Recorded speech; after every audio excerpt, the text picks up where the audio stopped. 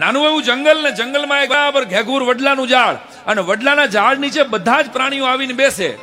સિંહ આવે, વરુ આવે, શિયાળિયું આવે અને એમાં વડલો તળાવને કાંઠે વડલો હતો. એ વડલો બધાને વાલો બહુ હતો ને એમાં એક દી ભાઈની ઘટના એવી થઈ કે વડલાને આગ લાગી.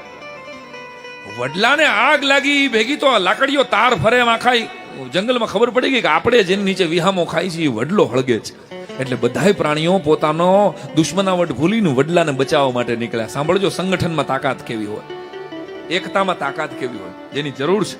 આપણે આપણી જ્ઞાતિ કરતા વધારે આપણું રાષ્ટ્ર જ્યારે કેન્દ્રમાં આવે ને ત્યારે ભલા માણસ આઝાદી હાચી મળી કહેવાય આપણને.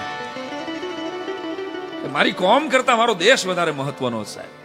અને બરાબર સિંહ આવ્યો, આ બાજુથી હાથી આવ્યો, આ બાજુથી ચકલી આવી, બધાય પાણી ખોબો ખોબો ભરી તળાવમાંથી વડલામાંથી ઉડાડે જાય.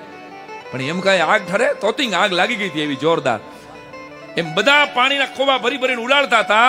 એમાં ચકલી આડી આવ્યા કરે. ચકલી એક ચાંચ બોળે, વળી પાંખ બોળે અને વડલાની હળગતી આગ માથે જરીને બે ટીપા ખંખેરે.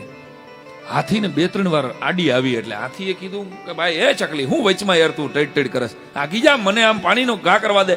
પણ ચકલી માની નહીં.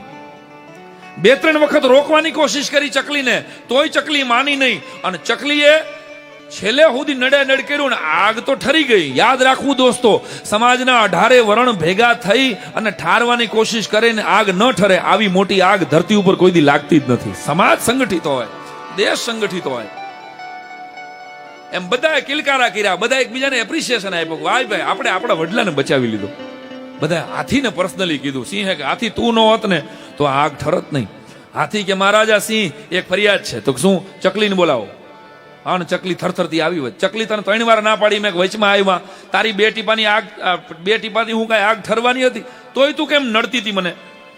અને ત્યારે આ ચકલીએ જે હાથીને જવાબ આપ્યો છે ને, જવાબ મારી વાતનો પ્રાણ છે. કાંકરિયા કાર્નિવલમાં તમને જો ગળે ઉતરે તો મારે જે કહેવું છે મારો ધક્કો સાર્થક થાય. એ ચકલીએ એટલું કીધું કે હાથી તું મોટું પ્રાણી છો અને આમ જો તારા જેટલું પાણી હું ન નાખી શકું. એ વાત મને ખબર છે ને જગત આખું જાણે છે. અને છતાંય 2 ટીપા ભરી ભરી અને હું વડલાની આગ માથે પાણી એટલે નાખતી હતી કે 20-25 વર્ષ પછી જ્યારે આ વડલાની આગનો ઇતિહાસ લખાય ને તેથી મારું નામ આગ લગાડવા વાળામાં નહીં, આગ ઠારવા વાળામાં હોય. બસ મારી વાતને પકડજો. તમારી કોમ ચાહે ગમે તે હોય, તમારો ધર્મ, તમારો સંપ્રદાય, તમારું ગામ ચાહે ગમે તે હોય, પણ રાષ્ટ્રની આગ લગાડવામાં મારું નામ ન હોય. બસ આ એક લીટીનો કાર્યક્રમ છે આપણો. તો તમે સાચા ભારતીય છો. न समझोगे तो मिट जाओगे हिंदुस्तान वालों, न समझोगे तो मिट जाओगे हिंदुस्तान वालों, तुम्हारी दास्तां तक न होगी दास्तानों में से. मारो